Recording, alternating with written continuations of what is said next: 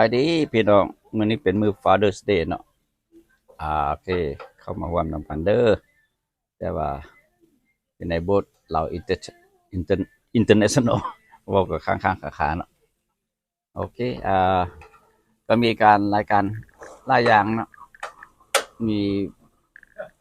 Father's Day Father and Cook ว่าซั่นมีการบาร์บีคิวโอเคอันนี้ลุงฮั่นเพิ่นอ่าเป็นคนคุกอือบ่ได้เข้าคุกนะโอ้ขัวกินว่าสันสาเออเป็นพ่อครัวตื่นเออแต่เฮาก็ดียันเข้าคุกว่ะคิดว่าคนคุกบ่ซั่นเออเอาว่ามันจะคุกบ่ด้วยมาเฮ็ดกินให้ ตลกเฮฮาพี่น้องเอ้ยโอเค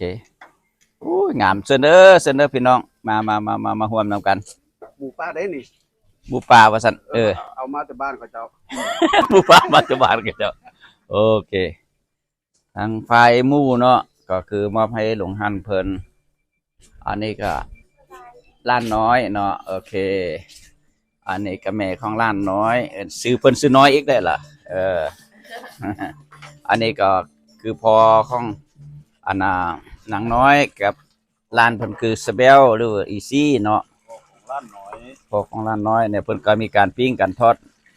เกิดขึ้นปีไก่เด้อมากินนำกันเด้อเว้าแท้ๆเว้าอีหลีนี่แหละมาร่วมนำกันมากินอาหารหลายพี่น้องเอ้ยเชิญโอเคภาคส่วนที่เฮ็ดแล้วก็คือจังซี่เนาะงามๆอ่องตองนี่น่ะเออ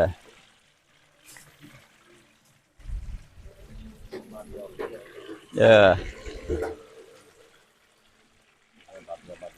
ทอดบาดเดียวเลยเนาะเอาน้ำมันมันลายอยู่โอเคอยู่โอ้มันบ่น้อยบ่หลายเท่านั้นหนึงโอเคกึดมาเด้อพี่น้องเด้อเชิญเนาะเขาร่วมนำกันกินนำกันม่วนซื่นนำกันมื้อนี้มื้อพ่อก็กินมื้อแม่เขาก็กินคือกันเนาะเพิ่นก็ส่วนหลายก็มื้อแม่กับแม่ครัว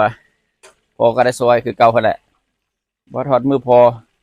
อก็เฮ็ดตลอดแม่ก็ซวยคือกันคนละภาคส่วนบ่แตกแยกแต่ว่ามื้อพ่อเนี่ยให้แม่เฮ็ดกินบ่มันเขาเจ้าก็เมื่อยเพราะเขาเจ้าเนาะพี่น้องเนาะ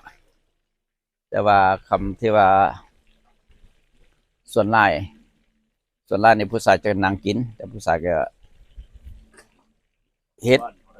อยู่บ้านเฮาอยู่ส่วนหลายอยู่อันทางบ้านเฮาเพิ่นว่าแม่นอีหลีเด้นั่งคดตะมาดแล้วถ้ากินน้ำลูกน้ำเมียอันนั้นบ่คักปานใดเนาะพี่น้องเนาะอันนี้เว้าตามซื่อๆแล้วจิตติสมมันข้าพเจ้าก็ติเลยเนาะแต่ว่าเฮาต้องช่วยกันบ่ว่าเฒ่าบ่ว่าแก่เฮ็ดได้ไปเป็นเฮ็ดนำกันกินนำกันเออ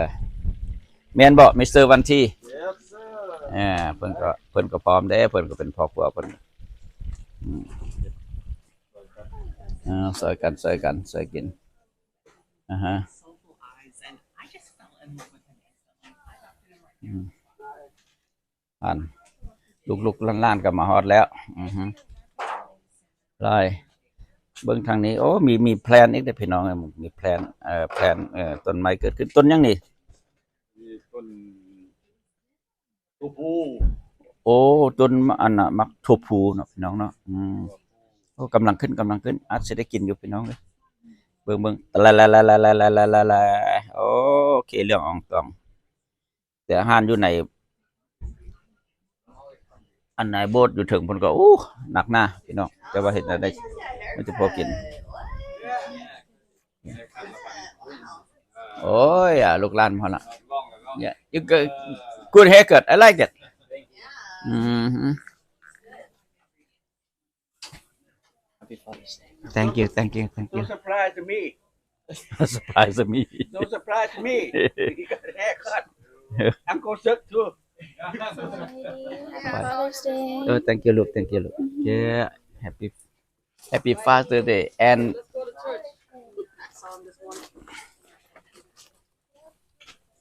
happy Father Day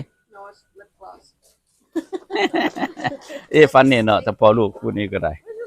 เขาเจ้าเป็นเลือกกว่าหนาลูกเลือกกว่าเตาเอกว่าสัตว์ความหักแพง really friendly